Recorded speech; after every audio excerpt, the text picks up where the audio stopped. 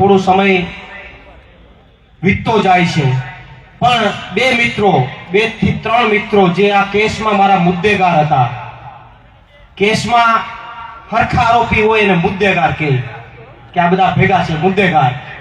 એમાં જે મુદ્દેગાર હતા એમાં રાજુભાઈ બોરખતરિયા, ભાઈ પિયુષભાઈ પરમાર, મહેશભાઈ કોટડિયા અને જે બીજા કોઈ કદાચ રહી જતા હોય તો એ મુદ્દેગારોને ચોક્કસથી યાદ કરવા પડે, કારણ કે એમણે પણ મારી જેમ દોઢ બે મહિના સુધી જેલની યાતનાઓ ખેડૂતો માટે ભોગવી છે, ત્યારે એમને પણ અહીંયા આવકારીએ છીએ. 108 દિવસના જેલવાસ દરમિયાન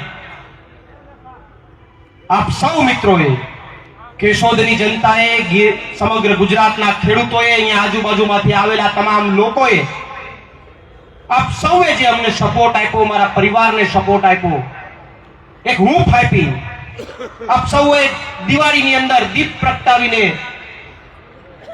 આ જે ખોટી રીતે અમારી ઉપર અત્યાચાર થયો એનો વિરોધ કર્યો, ક્યાંક પતંગો ચગાવવામાં આવી, ક્યાંક નાના મોટા પ્રોગ્રામો થયા, એ બધા ગુજરાતના તમામ ખેડૂતોએ જે પોતાના લેવલથી પ્રયત્ન કર્યો એ બધાનો હું આ સ્ટેજ ઉપરથી, કેશોદની ધરતી ઉપરથી આભાર માનું છું. આપ સૌને નથી ગમ્યું, ગુજરાતના ખેડૂતોને નથી ગમ્યું, આ કેસ થયો એ નથી ગમ્યું, આ ખોટી યાતનાઓ ભોગવવી પડી અમારે એ નથી ગમ્યું ગુજરાતના ખેડૂતને, પણ અમુક ભાજપના 2-5% ખહુરિયાને બહુ ગમ્યું. ભાજપના અમુક લોકો, અમે જેલમાં ગયા નહીં ગેલમાં આવ્યા, અમે ગયા જેલમાં નહીં આવ્યા ગેલમાં, ગોપાલભાઈ એને મજા આવી. એ તો માર્કેટમાં વાતો કરતા હતા કે બરોબર થયું, બહુ ઉપાડા લીધા હતા, કે કામ થયું. આવી વાતો પણ એ લોકોએ કરી. પણ હું આ મંચ ઉપરથી પરમ કૃપાળુ પરમાત્માને પણ પ્રાર્થના કરું કે એને હો વર ના કરે, કારણ કે હો વર જીવે તો વગર પૈસે આપણી પબ્લિસિટી કર્યા કરે, આનાથી બીજું શું જોઈએ આપણે? એટલે હો વર ના કરે. અને જેલમાં અમને 108 દિવસ નાખવામાં આવ્યા, પોણા 4 મહિના. તો જેલમાં મારી સાથે કોઈ પર્સનલ દુશ્મની હતી એટલા માટે મને જેલમાં નથી નાખવામાં આવ્યો. પ્રવીણ રામ ઇકોઝોનની લડાઈ શું કામ લડે? પ્રવીણ રામ ઇકોઝોનને અટકાવે શું કામ? એટલે પ્રવીણ રામને 108 દિવસ જેલમાં નાખી દીધો. પ્રવીણ રામ ઘેરના ખેડૂતોની લડાઈ શું કામ લડે? 14 દિવસની પદયાત્રા શું કામ કરે? ઈ ભાજપને મજા ન આવી એટલે જેલમાં નાખી દીધો. પ્રવીણ રામ અહીંયા કેશોદમાં હુડકું હું કામ મલાવે? પાણીમાં હુડકું હું કામ મલાવ્યું? ઈ ભાજપને ન ગમ્યું એટલે જેલમાં નાખ્યા. બોટાદ કાંડ જે બન્યો, કરદા કાંડ, એમાં હુકામ આમ આદમી પાર્ટીના નેતા રાજુભાઈ કરપડા હોય કે પ્રવીણ રામ હોય કે અન્ય લોકો અવાજ શું કામ ઉઠાવે? અવાજ ન ઉઠાવવો જોઈએ અમારી સામે. એ ભાજપને ન ગમ્યું એટલે અમને જેલમાં નાખ્યા. વાત સાચી છે કે નહીં? મને એક ભાજપના, હું જેલની બહાર આવ્યો તો ભાજપના વ્યક્તિએ કીધું, હું આ વાત કરતો હતો કે ભાઈ અમે આ લોકો માટે કામ કર્યું, ખેડૂતો માટે કામ કર્યું એટલે અમને જેલમાં નાખ્યા. તો એ ભાજપના મિત્ર મને એવું કીધું કે નહીં પ્રવીણભાઈ એવું નથી, ભાજપ તમારું સારું વિચારે છે. એટલે મેં કીધું હું સારું વિચારે છે? એ કે પદયાત્રામાં તમે 14 દિવસ હાલીને થાકી ગયા ને હુડકું હલાવીને થાકી ગયા ને એટલે તમને આરામ કરવા મોકલા હતા. મેં કીધું સારું, બીજું પણ હવે આરામ કરીને બહાર આવી ગયો છું, હવે તૈયાર રહેજો. હવે આરામ કરીને બહાર આવી રહ્યો છું, કે દેવો છું, હવે તૈયાર રહેજો.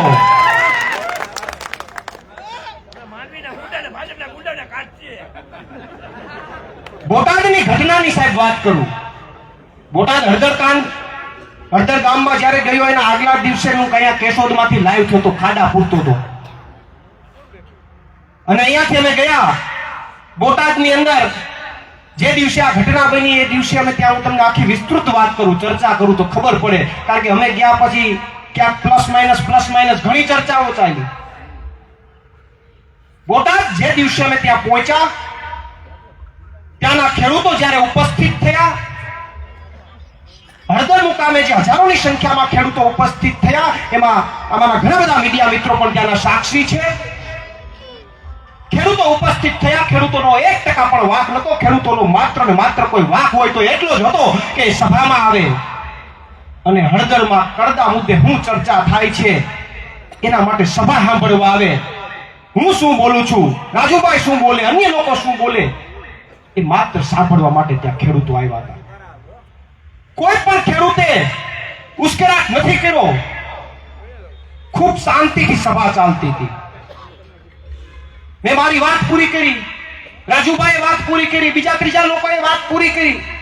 પ્રોગ્રામ પૂર્ણતાના આરે હતો. આ સ્થિતિની અંદર જે ઘટના બની એ ઘટનાને ગુજરાતની જનતા અને ગુજરાતના ખેડૂતો સામે હું અત્યારે ઉજાગર કરવા જઈ રહ્યો છું.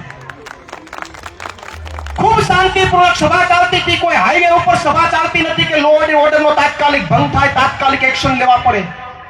કોઈ એવી જગ્યા નહોતી કે જ્યાં પરિસ્થિતિ અન્ય લોકોને કોઈ નુકસાન થાય. એક ગામની અંદર ચોરા ઉપર સભા ચાલતી હતી ને જે પૂર્ણતાના આરે હતી, જ્યાં કોઈને ડિસ્ટર્બન્સ નતું થતું.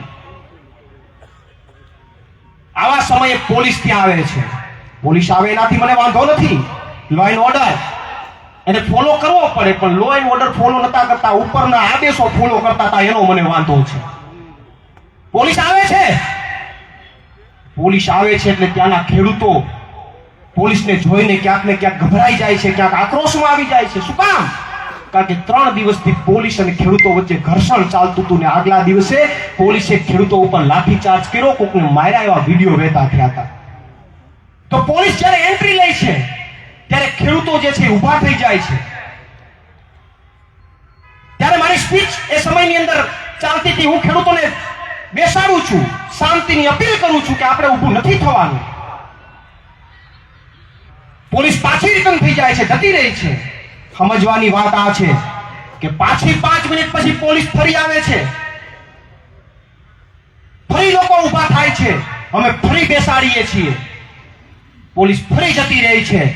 અને દુઃખની વાત કહું સાહેબ, ત્રીજી વાર પાછી 5 મિનિટમાં પોલીસ હેલ્મેટ અને લાકડીઓ સાથે આવે છે, ટોળામાં ઘૂસી જાય છે. જેટલા પણ મીડિયા મિત્રો ત્યાં હતા એના સાક્ષી છે. ટોળામાં ઘૂસી જાય છે. એને ખબર હતી કે અમે જઈએ છીએ તો લોકો ઊભા થાય છે, લોકોમાં થોડોક ઉશ્કેરાટ થાય છે, ખેડૂતો આક્રોશિત થાય છે, અમે બેસાડીએ છીએ. આ બધું નરી આંખે જોતા હતા. તો શું એ વિવેક બુદ્ધિથી એટલું નતા વિચારી શકતા કે અડધી કલાક કે સભા પૂર્ણ થવાના આરે છે, 15 મિનિટ રાહ જોઈ લઈએ, ખેડૂતો વિખરાઈ જશે. પણ એટલી તો શું ઉતાવળ હતી કે 15 મિનિટમાં 3 વાર ઘૂસી જવું અને ટોળામાં હેલ્મેટ અને લાકડીઓ સાથે ઘૂસી જવું? એટલી તો શું ઉતાવળ હતી? તો ત્યારે જવાબદાર જે પોલીસ અધિકારી ત્યાં હતા,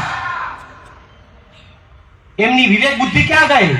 એમની ઉપર સરકાર એક્શન ક્યારે લેશે? ઉશ્કેરાટ શું એમણે નથી કર્યો? 3 વાર અંદર ઘૂસીને ઉશ્કેરાટ નથી કર્યો? અને એનાથી વિશેષ વાત, મહત્વની વાત સાહેબ, ઘટના બની ગઈ, એમાંના જ અમુક લોકોએ પથ્થરમારો કર્યો છે. આરોપ નથી, તર્ક સાથે કહું તમને. એમાંના જ અમુક લોકોએ, એમને મોકલેલા અમુક લોકોએ, અમુક ભાજપના લોકોએ આઈડેન્ટિફાઈ થયા. પછી સવાલ પૂછ્યા કે ન્યા શું કરતા હતા? તો કે મદદ કરવા ગયા હતા. કોની? એ કે મદદ કરવા ગયા હતા. કોની મદદ કરવા ગયા હતા? પથ્થરમારો થયો, જે ઘટના બની. પણ મહત્વની વાત એ છે કે પથ્થરમારા થયા પછી જે ઘટના બની એ સીધું બતાવે છે ગુજરાતની જનતાએ અને ખેડૂતોએ સમજવાની જરૂર છે કે ઘટના બની પછી ફરિયાદ થાય. હું નથી કહેતો કે ન થાય ફરિયાદ, પણ ફરિયાદની અંદર જે પથ્થર ફેંકવા વાળો વ્યક્તિ હોય એના ઉપર ફરિયાદ થાય.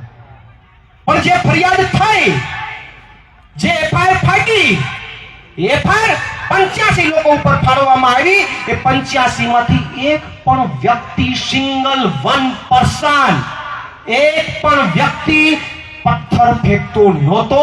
અને પથ્થર ફેંકતો હોય એવો એક પણ વિડીયો પોલીસ પાસે નહોતો. તો આ 85 ને કયા આધારે તમે ધરપકડ કરી?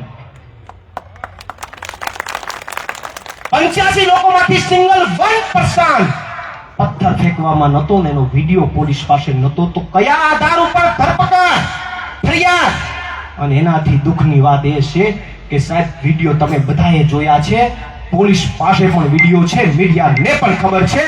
જે લોકો પથ્થર ફેંકવામાં દેખાય છે, જેના ફેસ દેખાય છે, એ એકે ફરિયાદમાં નથી.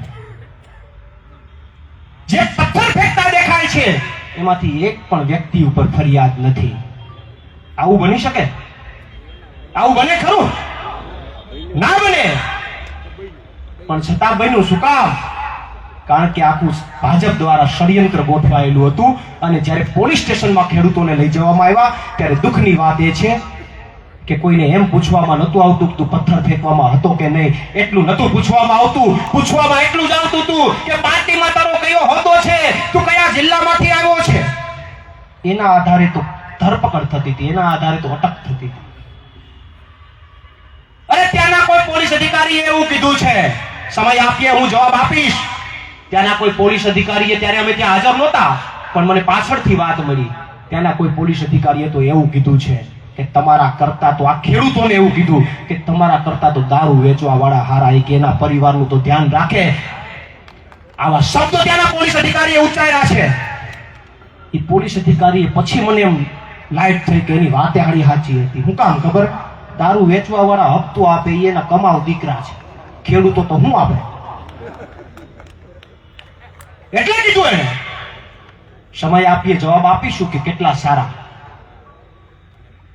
ખેડૂતોને અનેક યાતનાઓ કરી. સાહેબ અમુક ખેડૂતોને 150 200 લાકડીઓ મારવામાં આવી. એના તાજના સાક્ષી છે જેટલા લોકો સાથે હતા. અમે ત્યારે ત્યાં નહોતા. ધોળ મારવામાં આવ્યો. અને એના કરતા વિશેષ વધારે વાત તો એ કરીએ કે આ દમન થયા પછી, લાઠીચાર્જ થયો ને એ પછી તમે બધા વિડીયો જોયા છે. ઘરમાં ગરી ગરીને ખેડૂતો ઉપર જે દમન પોલીસે કર્યું છે ને, એ દમનને તો સાહેબ ક્યારે ભૂલી ન શકાય. ઘરમાં ઘૂસીને નિર્દોષ ખેડૂતોને માર્યા, જેનો કોઈ રોલ નતો. મોટી ઉંમરના લોકો ઉપર દમન કર્યું, નાના બાળકો ઉપર દમન કર્યું, અત્યાચારની શરમસીમા વટાવી દીધી. આ ત્યાંની ઘટના હતી. અને એ સમયે પણ ત્યાંના ખેડૂતોએ, જ્યારે આ ઘટના બની ત્યારે ત્યાંના ખેડૂતોએ મને અને રાજુભાઈને તાત્કાલિક ત્યાંથી ટુ વ્હીલમાં બેસાડીને અમને બહાર કાઢી દીધા. અમે એને ના પાડી કે આ સમયની અંદર તમે બહાર ન કાઢો, પણ એમને વિવેક બુદ્ધિ વાપરી, એની સમજદારી વાપરી. એમનું કહેવાનું એવું હતું કે જો તમે અત્યારે અહીંયાથી બહાર નહીં નીકળો અને તમારી અત્યારે ઓન ધ સ્પોટ જો તમારી ધરપકડ થાય અને અટક થાય અને ખેડૂતોમાં અને સામાન્ય લોકોમાં વધારે ઉશ્કેરાટ થાય, કોઈ અઘટિત ઘટના બને, તો એ સાહેબ ગુજરાત માટે સારું નથી. એટલે આપણે એવું નથી કરવું. એવી સમજદારી ત્યાંના ખેડૂતો, ત્યાંના યુવાનોએ વાપરી અને અમને તાત્કાલિક, મને રાજુભાઈને એક બાઇક મારફત ત્યાંથી બહાર દૂર કરાવ્યું. એ પછી ઘણા લોકોએ એવી વાતો કરી કે આમ આદમી પાર્ટીના નેતાઓ ખેડૂતોને ફસાવીને ભાગી ગયા, નીકળી ગયા, ખેડૂતો ફસાઈ ગયા. અમે ધારતા હતા તો 108 દિવસની જેલ કાપવાની જરૂર નહોતી. અમે પોલીસ પકડમાં નહોતા. અમે ચાર્જશીટ રજૂ થાય પછી રજૂ થાય તો 10-15 દિવસની જેલમાંથી બહાર નીકળી શકીએ એમ હતા. પણ નહીં સાહેબ, મારા ગુજરાતના નિર્દોષ ખેડૂતને જેલમાં નાખવામાં આવ્યો, ખોટી રીતે નાખવામાં આવ્યો. એનો કોઈ વાંક નતો, છતાંય ફાયરમાં નાખવામાં આવ્યો. અને એની દિવાળી જેલમાં જાય અને અમારી દિવાળી બહાર જાય, એમને મંજૂર નતું. એટલે હામી છાતી આવી ગયા કે આવો, તમારે જે કરવું અમે તૈયાર છીએ. અમે ખુલીને આવી ગયા, કારણ કે એની દિવાળી જેલમાં જાય અને અમારી દિવાળી બહાર થાય એ વાત આજે પણ મંજૂર નથી, કાલે પણ મંજૂર નથી. એમને ખબર હતી કે લાંબી લડાઈ લડવાની છે. એનાથી વિશેષ જેલની અંદર ઘણા લોકોને એવું હોય કે સારું કેવું ના, તેની યાતનાઓને તો પીડાની તો રહેવાની, કારણ કે જેલ છે સાહેબ. પણ બધાને એવું હોય કે સારું જમવાનું કેવું હશે, જમવાનું તમને બધાને જે ગયા હશે ખબર હશે. જેલની અંદર ટિફિન સર્વિસ પણ હોય કે તમે ટિફિન મંગાવી શકો. પણ સાહેબ અમે ગુજરાતના 85 નિર્દોષ ખેડૂતો જેલમાં હતા. એ બધાની ટિફિન વ્યવસ્થા અલગ અલગ જગ્યાએ હતા એટલે શક્ય નહોતી. અને એટલા માટે અમને તો ટિફિનની સર્વિસ મળી શકે એમ હતી, અમે ટિફિનનું ખાઈ શકીએ એમ હતા. પણ મારો ગુજરાતનો ખેડૂત, નિર્દોષ ખેડૂત જેલનું ખાય અને અમે ટિફિનનું ખાઈએ, એ અમને મંજૂર નતું. એટલે 108 દિવસ જેલમાં જે આવ્યું એ પાણી આવ્યું, XYZ કંઈ પણ આવ્યું, ગળે ઉતરું કે ન ઉતરું, મારા ગુજરાતના ખેડૂત માટે મેં ગળે ઉતારી લીધું. અને જે થવાનું હોય તે થાય. એ કપરા સમયમાંથી અમે પસાર થઈ ગયા. એ પછી આખી ઘટના બની, અમે પોલીસ સ્ટેશનમાં હાજર થયા, ત્યાંથી અમને ભાવનગર જેલમાં નાખવામાં આવ્યા. તોય ભાજપને સંતોષ ન થયો. ભાવનગરથી બદલીને રાજકોટ નાખવામાં આવ્યા, કારણ કે રાજકોટ આખા ગુજરાતની તમામ જેલોની સ્ટ્રીટ જેલ. આખા ગુજરાતનો બધા એમ કહે કે તમામ જેલોનો કોઈ બાપ હોય તો એ રાજકોટ જેલ. 15-20 દિવસમાં ભાવનગર રહ્યા તો મજા ન આવી સરકારને, એને નાખ્યા રાજકોટ. ઈ બદલે એનો આભાર માનું, કારણ કે પેલા ભાવનગરમાં થોડી ઢીલી પોચી ટ્રેનિંગ આપી, રાજકોટમાં કડક ટ્રેનિંગ આપી દીધી એટલે મજબૂત બની ગયા. એ બદલે એનો આભાર. 108 દિવસ જેલ પસાર કરીને આવ્યા, પોણા 4 મહિના. બોલવામાં ઈજી છે, ઘણું સરળ છે કે 108 દિવસ, પણ પોણા 4 મહિના પરિવારથી દૂર રહેવું, તમારાથી દૂર રહેવું, તમારા પ્રસંગોથી દૂર રહેવું, કાંઈ ખબર નહીં, આગળ કાંઈ ખબર નહીં ક્યારે જામીન મળે, આગળ બધું અંધારું અંધારું. અને એવી પરિસ્થિતિમાં પણ મનને મક્કમ રાખવું, મનને મજબૂત રાખવું એ બહુ મોટો ટાસ્ક હતો. અને એ તમામ ખેડૂતોએ પાર પાડ્યો. એ બદલ તમામને હું ભગવાનને પણ પ્રાર્થના કરું કે તાકાત અમને આપી. પણ આખી 108 દિવસની જેલ થઈ, ઘણી બધી યાતનાઓ ભોગવી, ઘણી બધી પીડાઓ ભોગવી, પરિવારથી દૂર રહ્યા, ઘણું બધું થયું, ઘણું બધું સહન કર્યું, નાના મોટા માન અપમાન થયા તો એ સહન કરી ગયા, એ પણ જીરવી ગયા. ક્યાંક કોઈ કે માન આપ્યું, ક્યાંક કોઈ ન આપ્યું, બધું જીરવી ગયા. પણ સાહેબ 108 દિવસના આ જેલવાસ બાદ મારા ખેડૂતને ઘણો ફાયદો થયો. મારા ખેડૂતને કરદા મુદ્દે પણ ફાયદો થયો. ખેડૂતની એક ક્રાંતિની શરૂઆત થઈ. અને એટલે આ મંચ ઉપરથી અહીંયા કહેવા માંગુ છું કે મારા ગુજરાતના ખેડૂતોને જો ફાયદો થતો હોય તો પ્રવીણ રામ હજુ પણ આવી યાતનાઓનું હામયું કરવા તૈયાર છે. આવી જાઓ. ગુજરાતના મારા ખેડૂતને જો ફાયદો થતો હોય તો પ્રવીણ રામ આવી અનેક યાતનાઓનો સામનો કરવા માટે તૈયાર છે ને હામયું કરવા તૈયાર છે. કોઈ ચિંતા નથી. આખી જેલ યાત્રા, 108 દિવસની જેલ યાત્રા, કુદરતે પણ કેવો સંજોગ ઉભો કર્યો. 108 માળાની મણકાની માળા હોય, 108 મણકાની માળા હોય સાહેબ. એક માળા એ પૂરી કરીએ, 108 માળાની માળા પૂરી કરીએ તો એ ભવ તરી જવાય. તો સાહેબ હું તો ગુજરાતના ખેડૂતો માટે, અમારા મિત્રો ગુજરાતના ખેડૂતો માટે 108 દિવસ જેલમાં કાપીને આવ્યા છે. જેથી અમે સરેન્ડર કર્યું તેથી એકાદશી, અને જેથી જામીન મળ્યા તેથી પૂનમ. આનાથી મોટો સંયોગ શું હોય? લાગી 109 ની કલમ અને 109માં દિવસે બહાર નીકળ્યા. 108 દિવસ જેલ પૂરી કરીને 109માં દિવસે બહાર નીકળ્યા. આનાથી મોટો સંજોગ શું હોય? જેલમાં ભાજપને એમ હતું કે આ ડરી જાય, આ તૂટી જાય, માનસિક રીતે ભાંગી જાય તો આપણને ફાયદો જ છે. પણ એ ભાજપને કહેવા માંગુ છું કે ગણિત ન આવડતું હોય તો તમને અટાણ અહીંથી ગણિત સમજાવું. આખી 108 દિવસની જેલમાં અમને નુકસાન કાંઈ નથી થયું સાહેબ, નફો જ છે. નુકસાન હું? યાતના ભોગવવી પડી, પીડા ભોગવવી પડી, જેલનું ખાવું પડ્યું. અરે એના માટે તો ભરાઈ ગયા છે, કાંઈ ફેર પડતો નથી. પણ ફાયદો શું થયો? ફાયદો એ થયો કે મારા ગુજરાતના ખેડૂતને કરદા મુદ્દે એને લેખિતમાં આપવું પડ્યું કે હવે કરદો નહીં કરીએ. ફાયદો એ થયો કે ગુજરાતમાં ખેડૂતની ક્રાંતિની શરૂઆત થઈ. ગુજરાતમાં ખેડૂત માટે કોઈ આંદોલન થાય એની આશાનો જન્મ થયો. ફાયદો એ થયો કે 108 ની જેલમાં રહ્યો ને તો મને સમય મળ્યો, ને સમય મળતા મેં ઘણું બધું વાંચન કર્યું, મારા નોલેજમાં વધારો કર્યો. એ ફાયદો થયો. મને ફાયદો એ થયો કે મને સમય મળ્યો તો રોજની 5-6 કલાક કસરત કરી, એક્સરસાઇઝ કરી, મારા મનને તો મજબૂત કર્યું, મેં મારા શરીરને તમારા માટે લડવા માટે મજબૂત કરીને બહાર આવ્યો છું. તો અનેક ફાયદા થયા, નુકસાન કાંઈ છે જ નહીં. એટલે ભાજપ વાળાને એમ હોય મજા આવી ગઈ. ના, નફો કરીને બહાર આવ્યા છે, નુકસાની કરીને નથી આવ્યા.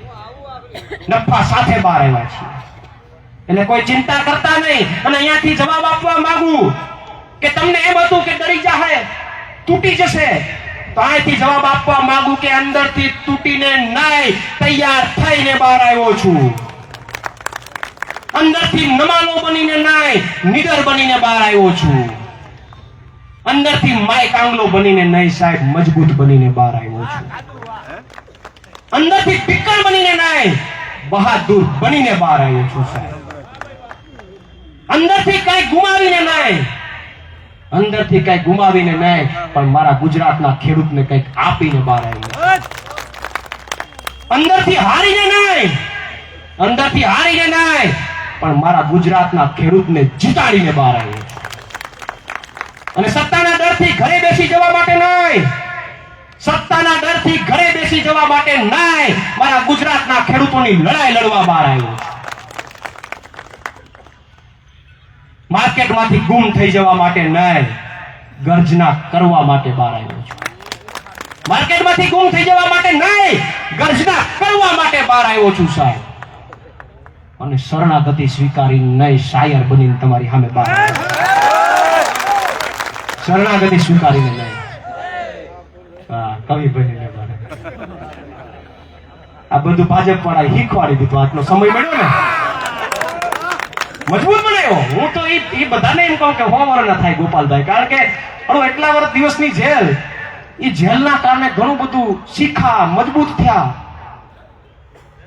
સૌથી ખરાબમાં ખરાબ સમય બધા એમ કે જેલનો સમય હોય એ સમયને અમે જીરવી ગયા તો હવે તો અમને કોણ બીવડાવી શકે કયો એ સમયને જીરવી ગયા હવે હું બીવડાવી શકે હવે એમ થાય કે ભાઈ જેલ થાય તો આપણે એમ કઈ હાલો થામયું કરવા તૈયાર આવી જાય તો એ ખરાબમાં ખરાબ સમયમાંથી આપણે બહાર નીકળી ગયા અને આપણને એટલા બધા નીડર બનાવ્યા ઘણું બધું શીખવાડ્યું ઘણું બધું આપણને આ જેલમાંથી મળ્યું એ બદલ ભાજપના બધા નેતાઓ કે જેને અમને નાખ્યા અને જે અધિકારીઓ એમને નાખ્યા એ બધાનો ખૂબ ખૂબ આભાર ભગવાન એને 100 વર્ષના કરે એટલે આવનારા સમયમાં અમારી સરકાર આવે તો વ્યાજ હોતું આપી દઈએ હા એને અનુભવ તો કરાવવો પડે ને કેવો હોય અનુભવ તો એને કરાવવો પડે જેલમાંથી બહાર નીકળ્યા તેદી નો છોડ્યું બોલો 108 દિવસ તો મારા દીકરાઓએ ફૂલ યાતનાઓ આપવાનો પ્રયત્ન કર્યો પણ જેથી જેલમાંથી બહાર નીકળ્યા તેથી 9:30 વાગે બીડું જમા થઈ ગયું નિયમ મુજબ અડધી પોણી કલાકમાં બીડું જમા થઈ જાય એટલે કોઈ પણ કેદીને કાઢી નાખવો પડે 9:30 વાગે બીડું જમા થયું 2 વાગ્યા સુધી બહાર જ ન કાઢ્યા એ કે બહાર પબ્લિક જે ભેગી થઈ છે વિખાઈ જાય પછી બહાર કાઢીએ તમારી ભૂલ થાય બહાર કે બીજી જગ્યાએ જવાનું છે ત્યાં લોકો વિખાઈ જવા જોઈએ અરે તમે લોકોને વિખી નાખશો લોકોને વિખેરવાની તાકાત કરશો પણ લોકોના દિલમાં ગુજરાતના ખેડૂતોના દિલમાં આમ આદમી પાર્ટી પ્રવીણ રામ હોય કે તમામ લોકો વસા છે ગોપાલભાઈ ઇટાલિયા વસા છે એને તમે બહાર કાઢી શકવાના નથી તમારી તાકાત નથી કે તમે એવું કઈ કરી શકશો પણ આખી લડાઈની અંદર ઘણું બધું શીખવા મળ્યું આપ સૌએ સમર્થન કર્યું સપોર્ટ કર્યો એ બદલ તમામનો આભાર કોઈએ મૂંઝાવાની જરૂર નથી કોઈએ એવું વિચારવાની જરૂર નથી હારું આમાં જેલમાં નાખી દે ને શું થાય હેરાન થઈ જાય પૂછડું થઈ જાય કાંઈ ન થાય કોઈ ફાંસી ન ચડાવી દેતું લ્યો આ તમારી સામે પેલા કરતા હારો થઈને આવ્યો છું કે નહીં પેલા કરતા એવું લાગે છે કે થોડી એનર્જી સાથે ને ઉર્જા સાથે આવ્યો છું કોઈ કાંઈ ફાંસી ન ચડાવી દેતું સાહેબ મેં જેલ કાપી મેં એવું કીધું કે મેં 12 વર્ષની હોસ્ટેલ કાપી છે લુખી તો આ જેલથી હું ફેર કરું હોસ્ટેલ કાપીને આવ્યો છું લુખી તો હું ફેર પડે જેલથી જેલ કાપી નાખશો એટલે કોઈ ડરવાની જરૂર નથી સાહેબ જેલથી કાંઈ નથી થતું જેલથી હમકાના તમે મજબૂત થાવ છો એટલે આપણી આગામી લડાઈઓ જે છે આપણે બધાએ ચાલુ રાખવાની છે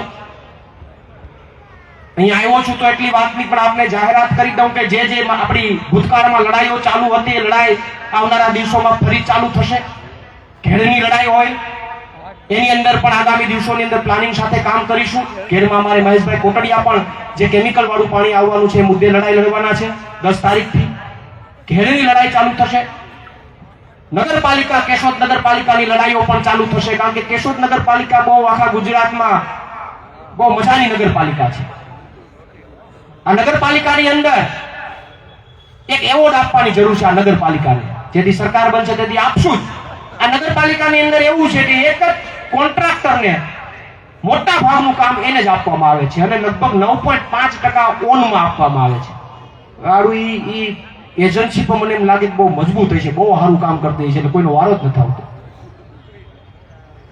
આ નગરપાલિકાની અંદર મજૂર મંડળી ની અંદર ઘણા બધા ભ્રષ્ટાચારો છે ભાજપના અમુક લોકો એમાંથી પૈસા ખાવા જવા માટે મજૂર બની ગયા જો એમાં લિસ્ટ ના નાખ્યું ભાજપ વાળાની લોકોને જ મજૂર મંડળીમાંથી પૈસા મળે છે પૈસા ખાવા આટલું મજૂર બની ગયા છે